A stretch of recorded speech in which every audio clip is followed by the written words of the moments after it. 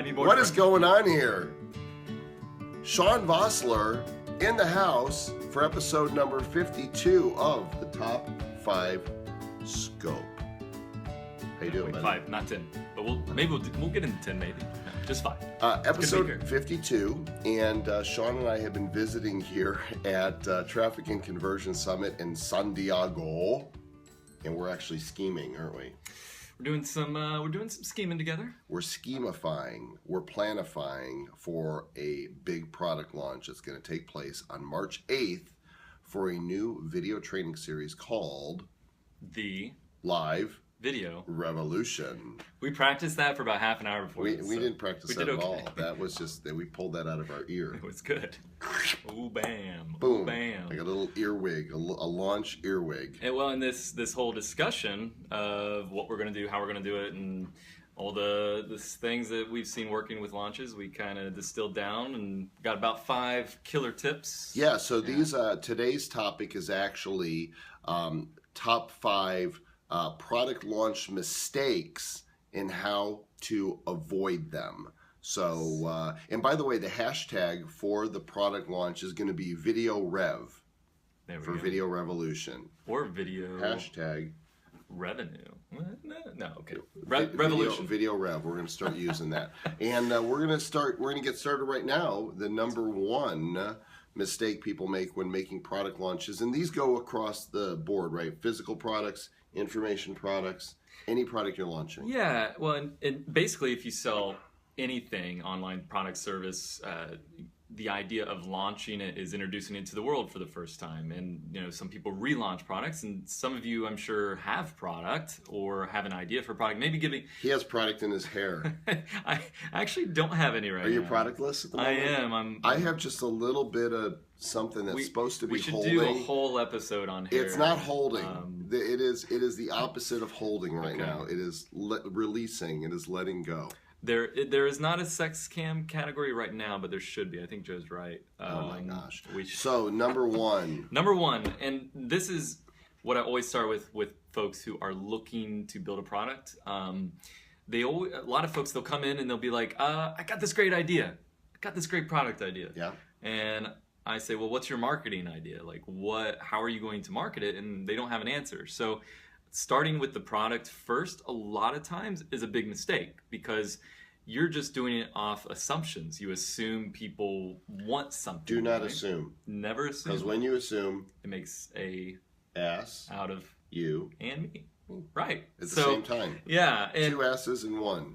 Oh, well, that just didn't. Yeah, let's not go there. Beep. There's going to be an edit there somewhere. Yeah. It's fine. Leave it. Feel free to keep sharing, guys. Those of you watching live, yeah. And thanks for those of you joining the replay. Oh, look at that. In the future, which is now the present. It's 2017 actually right now. We're in the future. If somebody watches in 2018, then it'll be the past. It's true. Okay, so if you're into, never mind. So back to this issue here of people starting with the product first. You know, if you have a proven product, you know it's going to sell, then skip this part. Just kidding. But starting with the marketing first, defining what the needs of the individuals are, especially with like information-based products, right? Mm-hmm. Like what are the problems people are actually looking to solve, and defining all those. What we used to do is, and I mean, I guess still do, and it comes pretty natural now to most of us, but getting on the whiteboard and writing out, all right, my audience is this person, and they have these 5 problems. You know, problem 1, let's just make up a product about, video revolution. Let's go with that. The live video revolution. Yeah, the live video. So if you start with the marketing first, what are the 5 things, 5 pain points people have in their own business that the live video thing can help with? Mm-hmm. Well, number 1 can be that they need more leads. Everybody in their business needs more leads. Yes. The nice building on that, you need more leads, but you also need more engaged leads, right? And best way to engage with people is video. Problem number 2 is more sales. It's always kind of the first 2 for some reason. Okay. So you need more sales. Best way to get a sale is create a nice connection with somebody before you even introduce them to the fact that they could buy a product. Relationship, right? Okay. Connection, they get to know the hair a bit before they buy, right? So we define the product, know what the benefits are we're giving. Number two, launch mistake. Big mistake. Assuming people will actually show up to promote.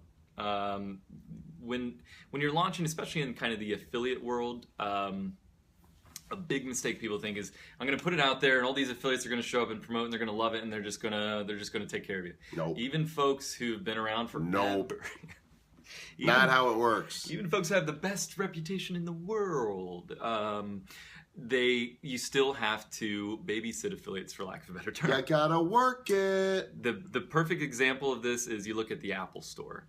It's a weird jump, but it's true. They have a concierge level sales program, the Genius Bar, right? So if you become the concierge to your affiliate program, like, hey, I'll take care of you. Here's your swipe. I rewrote it for you. Like go above and beyond what you would expect someone to do for an affiliate. And it's, for lack of a better way to put it, they almost feel guilted into it in a sense. Like, they did all this work for me. Like, Chris Record did this to me once. He took, and I wasn't even a big affiliate. Like, he was like, I want you, it'd be great if you could help promote. And I was like, oh yeah, I'd love to, man. Let me take a look at the calendar. And then he sent me a whole email written from my perspective. Oh boy. And I was like, well, now I have to send it. And then I sent it, and I made a bunch of money, and I was like, okay. And then I promoted him ever since when I can. And it's been one of those like life lessons for me. It's a big lesson for him. So take care of your affiliates, not just from like providing great tools and things, but literally call the main people and say, listen, I want to take care of you. Whatever you need, I'll write the copy. I'll get my guys to create stuff. So that's another big mistake, is assuming affiliates will show up or assuming that anybody will promote. You want to make sure that you ask, but don't be a jerk about it. Just take care of them. That's the main thing. Get her done. Get her done. Number three, lack of proper fracking, but I think it's tracking. It might be. Yeah, and this is more if you're not fracking good, it's too fracking bad. Yeah. Joel's a king. The dad joke is strong with this one. It is. It is. But tracking is... You too shall one day joke in such a way. I will learn the way. You will. Just say no to fracking. Well, say yes to tracking. That is the big thing.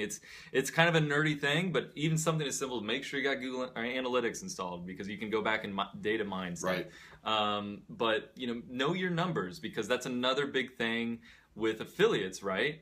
Making sure that you can communicate with them. What's your EPCs? What's the lifetime value of the customer? What are your conversion rates on the sales page? What are your conversion rates on a webinar? Know your numbers, and the best way is obviously you want to make sure you're tracking them. So some simple tools, if you're taking little notes here. Google Analytics, obviously. Improvly is another good tool. It's just a link tracking tool. It's like $30 a month, and you can use links and tracking, and it's a link tracker. And then obviously whatever cart you're using, whether it's JVZoo, Infusion, Samcart, whatever it is you're using, make sure you use tracking IDs in the link when you can.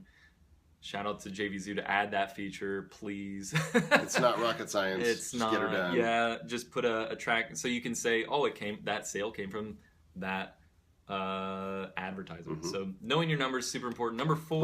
Wait. Oh, time for a cookie break. Okay. Cookie break. Yay! Cookie. Oh, you literally broke the cookie on the cookie break. See, I'm learning. Go have your cookie now. Oh man.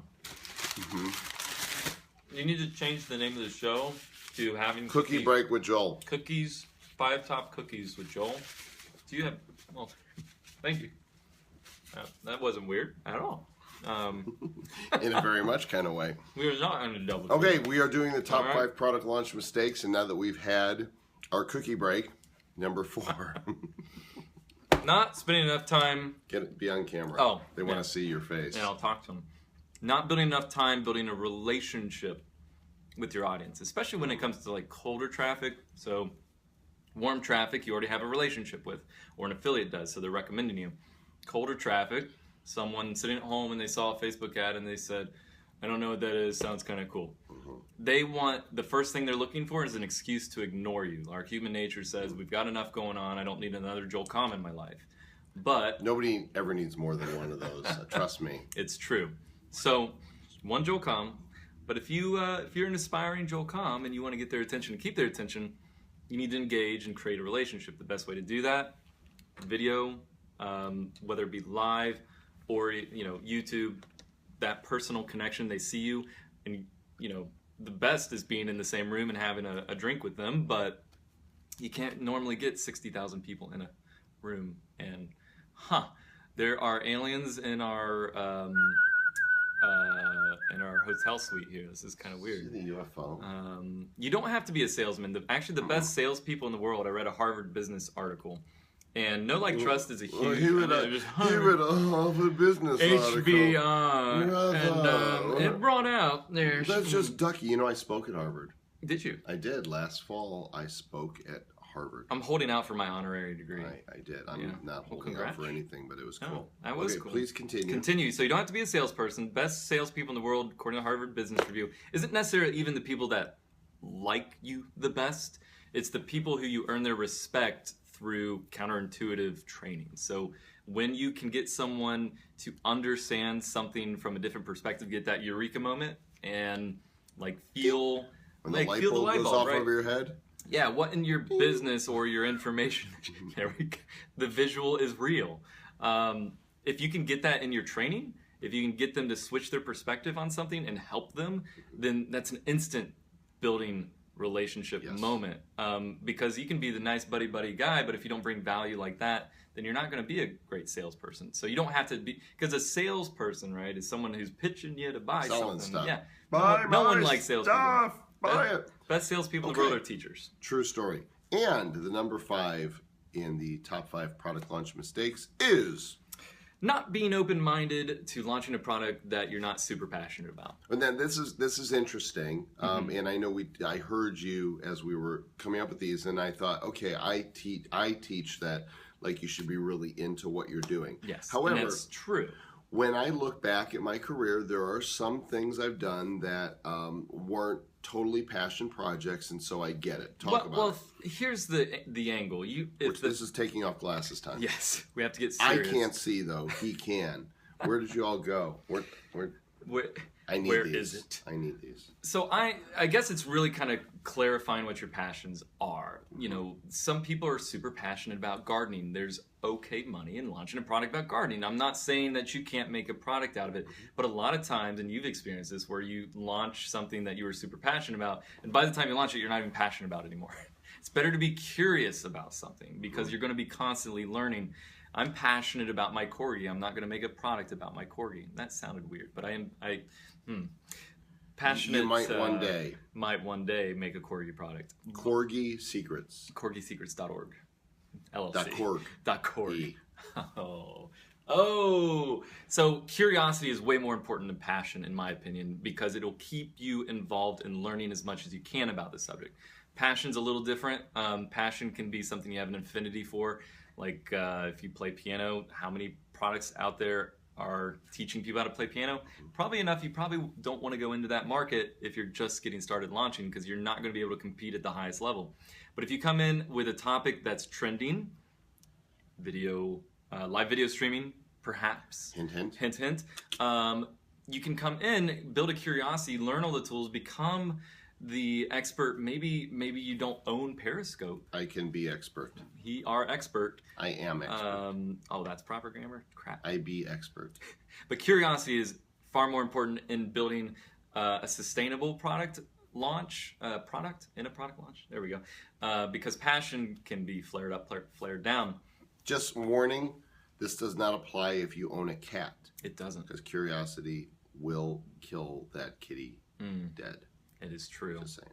So last thoughts on this, though. The marketability is fairly important, right? Because if you launch a product that no one wants to buy, then you've just launched a lot of hours that so it's better to find and weeks of depression. Right. You'll be bummed out, you'll be discouraged. And it's not that it's bad to fail, but it's always good to try to and then you start drinking and you lose everything and you end up in a van down by the river. I got that reference. Why can't I think of his name? Big guy. Chris Farley. Oh, I'm going to be shamed. It's good stuff, right? Yeah. There you go. Top 5 product launch mistakes, which is actually a tutorial on how to do product launches right. Oh, by the way, did I mention that this gentleman is responsible for multi-million dollars worth of product launches over the last year? I guess I didn't. I didn't really Probably should have given me some authority. introduce you properly, That's but okay. just the fact that I have you on here gives you authority and credibility because I don't put no junk on my show, yo. 3.3 million in 2 weeks, about a week ago. But who's counting? But who's counting? So, needless I don't to say, keep count. the live video revolution, by the way, congratulations. The live video revolution is going to be a huge product launch, and it's going to help a lot of people to do this whole live video thing better. So, thanks, Sean Vosler. Put her there, Joel. Put her right there for delivering content, bringing knowledge, and if people want to find you, what is the best way for them to do that finding thing? SEAN.co is my website. Oh, you got it. Yeah, .co with your own Sean.co, name. man. Good for you. I own I own Comm.us. That's pretty good. It's a URL shortener. I like it. That's my own little bit.ly that I use. I should probably look into doing that. So SEAN.co, Sean.co is where you will find him. And of course, I encourage you to not only follow, but continue tracking the exploits of one Joel Comm. That would be me. I'm doing fun stuff on Snapchat. And if you guys aren't hooked up yet on Snapchat, follow what I'm doing at Joel Comm and get ready for the live video revolution coming March 8th, 2016 to a theater near you. We should literally launch it into theaters. We should. That would be awesome. A major motion picture launch of the live video revolution. Now we got to mix it up, you know? Everyone else doing this internet thing, we're going to the movie theater. We zig, they zag. Wish you were here too. Seriously, why aren't you here? Thanks so much. We've got dinner plans with some cool peeps tonight. We're going to go do that. Thank you all for joining us on this episode of the Top 5 Scope. Watch the dinner on Snapchat, Joel Comm. I will be snapping from the dinner with some high-profile peeps that It'll be fun. It will be fun. All right, catch you guys in the next Top 5 Scope. Until then, say down Periscope. Down Periscope. Boom.